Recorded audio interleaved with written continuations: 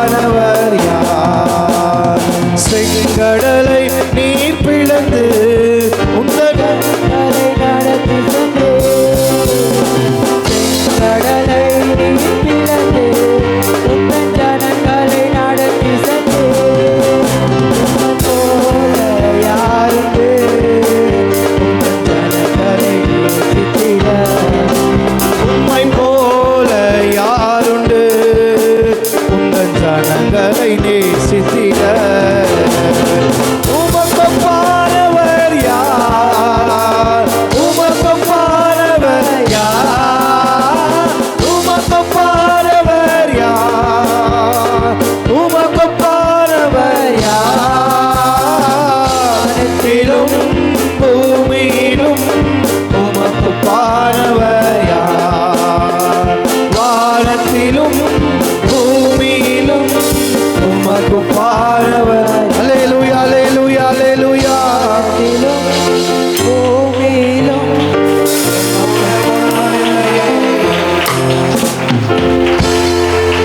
அல்லேலூயா.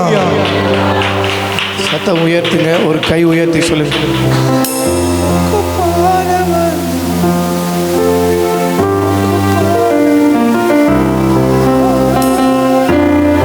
வானத்திலும் பூமியிலும் உமக்கொப்பானவர் யார்? வானத்திலும் பூமியிலும் உமக்கொப்பானவர் யார்? கண்மலையை நீர் பிளந்து உந்தன் ஜனங்களின் தாகம் தீர்த்தீர். கண்மலையை நீர் பிளந்து உந்தன் ஜனங்களின் தாகம் தீர்த்தீர். உந்தன் நாமம் அதிசயம் இன்றும் அற்புதம் செய்திடுவீ. ஒரு தடவை நாம் உந்தன் நாமம் அதிசயம் என்றும் அற்புதம் செய்திடுவீ. சொல்ல எல்லாருமே கூட பாடுங்க. என்றும் அற்புதம் செய்திடுவீர். உந்தன் நாமம் அதிசயம் என்றும் அற்புதம் செய்திடுவீர். உமக்கொப்பானவர் யார்? உமக்கொப்பானவர் யார்?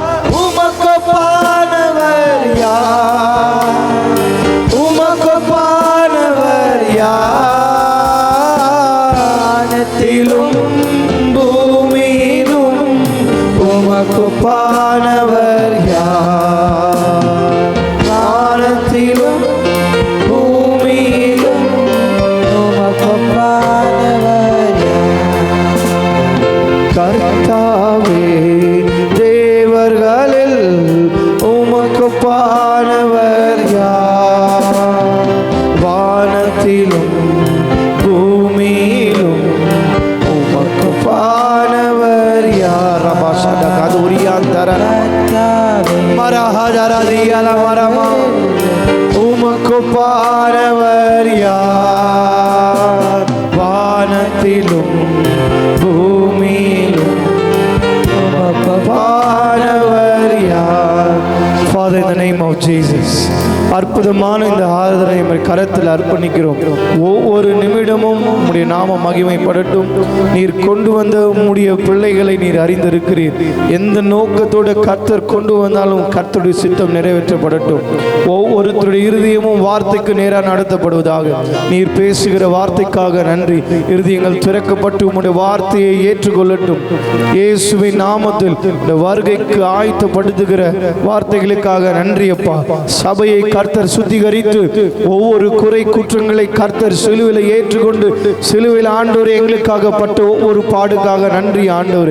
எங்களுக்காக சிந்தப்பட்ட பரிசுத்த இரத்தத்திற்காக நன்றி ஆண்டவர். உடைய வார்த்தையின் போல தேவனைகளை நடத்தி வருகிறீர், அதற்காக நன்றி செலுத்துகிறோம். சபையின் சுத்திகரிப்புக்கும் சபைக்காக நீர் அனுப்பின தூதர்களுக்காக நன்றி ஆண்டவர். இந்த நாள் திறக்கப்படுகிற புதிய வாசலுக்காக உம்மை ஸ்தோத்திரிக்கிறேன். இயேசுவின் மாறாத நாமத்தில் ஜெபத்தை ஏறெடுக்கிறேன் பிதாவே. ஆமென் ஆமென் ஆமென்.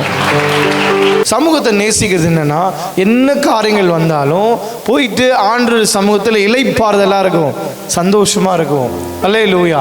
இந்த இளைப்பாறுதல்ல ஒரு துளி என்ன வரும்னு சொன்னா ஜெப வாழ்க்கை. நம்முடைய முழங்கால் படியை நம்ம சரியாக்குவோம். அல்லேலூயா. யாரெல்லாம் காலைல எந்திரிச்ச உடனே ஃபர்ஸ்ட் அடிக்ஷன் டீ இருக்கும், இல்லை ஃபர்ஸ்ட் அடிக்ஷன் ஸ்மோக்கிங் இருக்கும். யாருக்கு ஸ்மோக்கிங்? காலைல எழுந்துச்சோன்னு எத்தனை பேர் ஸ்மோக் பண்ணுறீங்க? யாரும் இல்லை. வெரி நைஸ், ஆசீர்வாதமாக இருங்க. காலைல எந்திரிச்சோன்னே எத்தனை பேர் கோவமாகவே எந்திரிக்குவீங்க? இல்லை, உங்களுக்கு தான் தெரியும், சொல்லுங்கள். எந்திரிச்சோன்னே முகம் மலர்ந்தே இருக்காது, இந்த பூ மலரவே மலராது, முகு பூ மாதிரியே இருக்குவீங்களா? காலைல எழுந்தோடனே எத்தனை பேர் ப்ரேயர் பண்ணுறீங்க? உண்மையாக இருங்க. போய் தூக்குனீங்கன்னா உங்களுக்கு நல்லா தெரியும், அதுவே குத்திடும் உங்களை. காலைல எந்திரிச்ச உடனே ஃபஸ்ட்டு ப்ரேயரில் முட்டி போட்டு நம்ம ஜெபம் பண்ணுறோம் அப்படின்னு சொன்னால் நீங்கள் யோசிச்சு பாருங்கள், எந்த அளவுக்கு உங்களை ஹோலி ஸ்பிரிட் லீட் பண்ணுறாருன்னா. உங்கள் சுற்றி வட்டாரத்தில் ಎತ್ತನೆ பேர் இருக்குவாங்க, ಎಷ್ಟೊಂದು ಜನ ಇರ್ತಾರೆ, ಎಷ್ಟೊಂದು ಮಕ್ಕಳಿದ್ದಾರೆ, ನೇಬರ್ಸ್ ಎಲ್ಲ ಅವರೇ. ಯಾರಿಗೂ ಬೆಳಗ್ಗೆ ಎದ್ದ ತಕ್ಷಣ ಏಸಪ್ಪ ಅಂತ ಹೇಳೋಕ್ಕಾಗಲ್ಲ, யாருக்கும் ಬೆಳಗ್ಗೆ ಎದ್ದ ತಕ್ಷಣ ಪ್ರಾರ್ಥನೆ ಮಾಡಬೇಕಂತ ಅನ್ಸೋದೇ ಇಲ್ಲ. காலைல எந்திரிச்சோடனே ப்ரேயர் பண்ணணும்னு எல்லாருக்குமே தோணாது, ஆனால் உனக்கும் எனக்கும் தோணும். ஏன்னா இந்த ப்ரேயர்ன்றது மாம்சமான செயல் அல்ல, ஆவிக்குரிய செயல். அல்லேலூயா. If you pray, that means to say you are led by the Spirit of God. When the Spirit of God comes, first He takes you closer to God. தேவ ஆவியானவர் வரும்பொழுது வசனம் சொல்லுகிறது, ஆவியானவர் எங்கே உண்டோ அங்கே விடுதலை உண்டுன்னு சொல்லி. விடுதலை என்ன அது வாழ்க்கை? See, we have so many things in our mind, and as soon as we kneel down before the Lord, we forget. After saying everything, we forget all our problems. We should forget. That is deliverance. Deliverance is, எப்படி நீங்கள் விடுதலையை விவரிக்குவீங்கன்னா, ஒரு பிரச்சனை இருக்குது, நம்ம போய் முழங்கால் படிடும்போது முழங்கால் படிட்டு நம்ம ஆண்டவர்கிட்ட ஸ்தோத்திரம் பண்ணுறோம், அப்படியே இல்லையா. எந்திரிக்கும் போதெல்லாம் தெரியும், we have received the answer. கர்த்தர் பெரிய ஒரு காரியத்தை செய்ய. இதுதான் விடுதலை. ஆக்சுவலி நீங்கள் போன அந்த துயரத்தோடு வரமாட்டீங்க, அந்த துயரங்கள் உங்களை விட்டு மாறும். இப்போது யாராவது அப்படிங்க இருந்தீங்கன்னா அதெல்லாம் மாறும். விசுவாசிக்க ஆரம்பிங்க. இந்த ஜபம் என்பது நம்ம செய்கிற செயல் அல்ல, ஜபம் என்பது ஆவியானவர் நம்மை கொண்டு செய்ய வைக்கிறது. இது வென் பிரச்சனை அதிகமாக சொல்லும்பொழுது நம்ம அதை பார்த்துருக்குறோம். எஸ்தர் புஸ்தகத்தில் பார்க்குவோம். எஸ்தர் யூதர் மக்களுக்கெல்லாம் பிரச்சனை வரும்போது she took a decision. ஒரு முடிவு எடுக்கிறாங்க. ராஜாத்தியாக இருந்தாலும் ஒரு முடிவு சொல்கிறாங்க, லெட் எவ்ரிபடி, என்னை சுற்றி இருக்கிறவங்களும், இங்கே யூத மக்கள் எல்லாருமே, இங்கே இருக்கிறவங்க எல்லாருமே 3 நாள் உபவாசம் பண்ணலாம், 3 நாள் ஜபத்தோடு நம்ம உபவாசிக்கலாம். So the main point was prayer, and the additional point was to fast and pray. Fasting is the greatest way of humbling yourself. You humble yourself in your stomach, in your thought. பசி இருக்கும்போது எந்த யோசனையும் வரவே வராது. ஏன் உபவாசிக்கிறதுனா, உபவாசிக்கிறது ஆண்டருக்கு நல்லது ஆகிறதுக்காக இல்லை. இந்த அதிகமாக சாப்பிட்டுன்னு நம்ம ஜபம் பண்ணும்போது அது ஜபமாக இருக்கும். ஆனால் எப்போ உபவாசிக்கிறோமோ, ஒரு நாள் 2வது நாள் போகும்போதெல்லாம் நம்ம சுயநிலவே நம்ம மறக்க ஆரம்பிச்சிடும். நமக்கு ஏதாவது வயிற்றில் போனாலே போதும்னு யோசிக்க ஆரம்பிச்சிடும். வயிறில் ஒன்றும் இல்லைன்னா யோசிக்கவே முடியாது. அல்லேலூயா. அப்போ ஃபாஸ்டிங் எதை குறிக்கும்னு சொன்னால், உங்களுடைய ஜபத்துக்கு, ஜபம் என்பதே தாழ்மையான சுபாவம். prayer itself is a humble act, and fasting adds more power to your humbleness. சிறந்த விதத்தில் உங்களை தாழ்த்துறது தான் உபவாசம். அல்லேலூயா. அது ஆண்டவர் புதிய ஏற்பாட்டிலே சொல்றார், பழைய ஏற்பாட்டிலே சொல்றார். when you fast, what happens is your spirit itself is energized. இப்போ நான் தூங்கினே இருக்கிறேன், எனக்கு சாப்பாடு இல்லை, குளுக்கோஸ் கொடுத்தா சாக மாட்டேன்னா. ஒரு ஆப்ரேஷன் தியேட்டருக்கெல்லாம் போனால் அங்கே பண்ணுவாங்க, சாப்பாடு ஊட்ட மாட்டாங்க. சர்ஜரி பண்ணுறதுக்கு முன்னாடி வயிறெல்லாம் க்ளீன் பண்ணிட்டாங்கன்னா கூட ஸ்டில் நம்ம பாடி ரன் ஆகணுன்றதுக்காக ட்ரிப்ஸ் போட்டுருவாங்க. ட்ரிப்ஸ் என்ன பண்ணோன்னா டைரெக்டாக பிளட்டுக்கெல்லாம் குளுக்கோஸ் ஏற்றி விட்டுரும். அப்போ ஒரு மனுஷன் சாக மாட்டான். அதே மாதிரி தான் ஜபம் என்பது ஆவிக்குரிய செயல். ஜபம் என்பது ஆவிக்குரிய செயல். இதில் one of the greatest form of prayer is fasting and praying. And when you fast, you should know that you are fasting. உபவாசிக்கும் போது நம்மளுக்கு நம்ம அறிவுக்கு வரணும், நம்ம உபவாசிக்கிறோம்னு சொல்லி. உபவாசிச்சுன்னு சுத்தக்கூடாது, உபவாசிச்சுன்னு சாப்பிடக்கூடாது, உபவாசிச்சுன்னு விளையாடக்கூடாது. உபவாசிக்கிறது எதுக்காக? ஜபிக்கிறதுக்காக. அப்போது உபவாசித்து என்ன பண்ணோம் சொல்லுங்கள், எல்லாருமே சொல்லுங்கள். நான் சிம்பிள் டேர்ம்ஸில் போடுறேன். இல்லை, உபவாசிக்கிறது எதுக்காக? யார்கிட்டையும் சொல்கிறதுக்காக இல்லை, யாரும் கேட்டு ஒன்றும் பண்ண போகிறதில்ல, யார்கிட்டையும் சொல்லி நம்ம ஒன்றும் பண்ண போகிறதில்ல. இந்த உபவாசத்தில் ஒரு தன்மை இருக்கும். நான் ஆக்சுவலி நல்லாவே ஃபாஸ்ட் பண்ணுவேன். ஆனால் நான் ஆரம்ப நாட்களில் ஃபாஸ்ட் பண்ணும்போது கைடன்ஸ் இருக்காது. ஸோ நான் என்ன பண்ணுவேன், சில டாபிக்ஸ் எல்லாம் எழுதிக்குவேன். நம்ம நேஷனுக்கெல்லாம் ப்ரேயர் பண்ணுவேன். 28 ஸ்டேட்ஸ்க்கு ப்ரேயர் பண்ணுவேன். என்கிட்ட வேர்ல்டு கண்ட்ரிஸுடைய பேர் இருக்கும். அந்த பேர் மேலெல்லாம் கை வச்சு உபவாசம் பண்ணி ஜெபம் பண்ணுவேன். எல்லாம் ஆயிரம், எல்லாம் இத்தனை நாட்கள், சில நேரம் 7 நாள், 11 நாள், 21 நாள், சில 40 நாள், இப்படிலாம் ஃபாஸ்டிங் எடுக்கும்போது அது ஆயிட்ட பிறகு என்ன ஆகும்னா திருப்பியும் பழையபடியே பாவங்கள் வந்து தூண்டும். சில நேரத்தில் விழுந்து போயிருக்கிறேன், சில நேரத்தில் தவறுகளில் விழுந்திருக்கிறேன் நான். அப்போ எனக்கு ஒரு கேள்வி என்ன வரும்னா, இது இப்போ இல்லை, நான் சொல்கிறது இனிஷியல் டேஸில். அப்போது நம்ம என்னன்னா இத்தனை நாள் உபவாசம் மீண்டும் போய் தப்பு பண்ணுறோமே. யாருக்குன்னா அப்படி ஆயிருக்குதாங்க? இருந்தாலும் கை தூக்க மாட்டீங்க. நான் ஏன் இதெல்லாம் ஓப்பனாக இப்போ ஊழியக்காரெல்லாம் வந்து இதை சொல்ல மாட்டாங்க. யூஸ்வலாக ஃபாஸ்டிங் எடுத்தோடனே நம்ம வந்து பரிசுத்தமாயிட்டோம் இந்த மாதிரி அட்ரஸ் பண்ணுறது தான் ப்ரீச்சிங் நான் மேக்ஸிமம் கேட்குவேன்.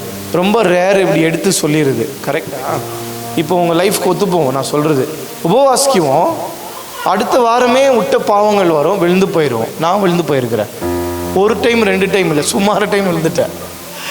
இது விழும்போதெல்லாம் யார்கிட்டையும் போய் சொல்ல முடியாது. ஏன்னா ஃபாஸ்டிங் பண்ணுறேன்றான், அடுத்தது பார்த்தா பாவம் பண்ணிட்டேன்ட்டான். இது எதுக்குமே சம்பந்தமே இல்லையே.